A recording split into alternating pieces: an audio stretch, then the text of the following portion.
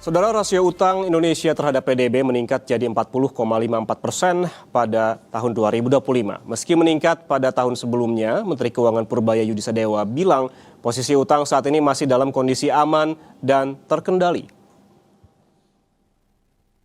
Hal ini disampaikan oleh Menteri Purbaya di hadapan anggota Dewan pada rapat paripurna DPR ke-25 masa persidangan di Kompleks Parlemen Selasa siang. Purbaya mengatakan angka tersebut masih jauh dari batas maksimal 60% terhadap PDB yang ditetapkan dalam Undang-Undang Keuangan Negara.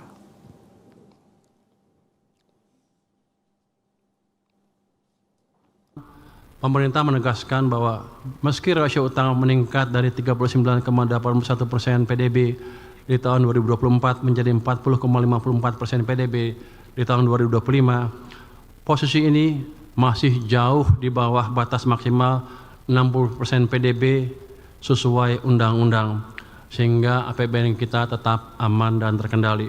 Dengan strategi ini, pemerintah optimis rasio utang dapat dikendalikan bertahap sambil menjaga keberlanjutan fiskal dan agenda pembangunan kita. Rasio utang pemerintah tahun 2025 naik jadi 40,54% terhadap PDB, naik 0,73 poin dibanding tahun 2024 yang sebesar 39,81% terhadap PDB. Menanggapi kenaikan ini, Menteri Keuangan Purbaya Yudisadewa menyiapkan 4 skenario untuk menekan rasio utang, di antaranya konsolidasi fiskal bertahap, optimalisasi penerimaan negara, peningkatan kualitas belanja, dan pengelolaan portofolio utang secara aktif lewat debt switch, buyback, dan konversi pinjaman.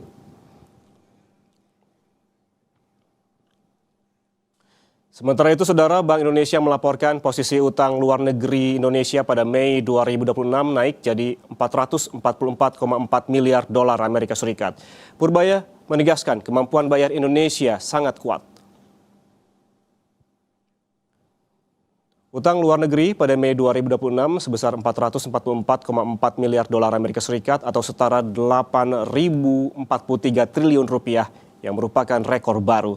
Menurut Purbaya Yudisadewa, Menteri Keuangan, kondisi utang tidak dapat dinilai hanya dari nominal, melainkan harus dibandingkan dengan ukuran perekonomian nasional.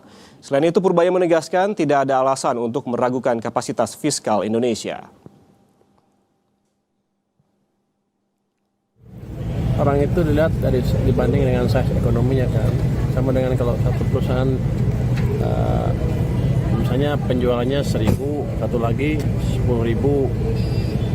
misalnya dua-duanya pinjam sama 1.000 perak pinjamnya, yang 1.000 kan ada debt to ininya 1, kalau yang itu masih 1/10, jadi yang 1/10 aman kan gitu kira-kira. Jadi kita selalu bandingkan dengan size ekonominya, jangan nominalnya aja.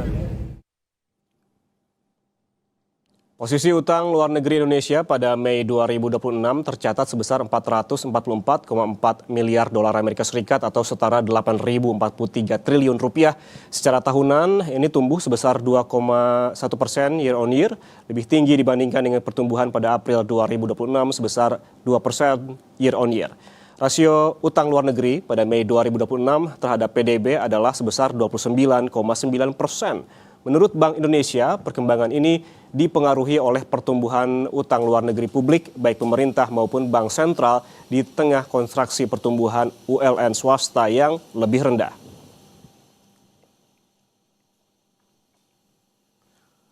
Posisi utang luar negeri pemerintah pada Mei 2026 sebesar 217,3 miliar dolar Amerika Serikat atau secara tahunan tumbuh sebesar 3,7% year on year, relatif stabil dibandingkan dengan pertumbuhan pada bulan April 2026 sebesar 216,4 miliar dolar Amerika Serikat. Perkembangan ULN pemerintah utamanya dipengaruhi oleh aliran masuk pada surat berharga negara internasional yang dianggap mencerminkan kepercayaan investor terhadap prospek perekonomian Indonesia yang terjaga di tengah pembayaran neto pinjaman luar negeri pemerintah yang jatuh tempo.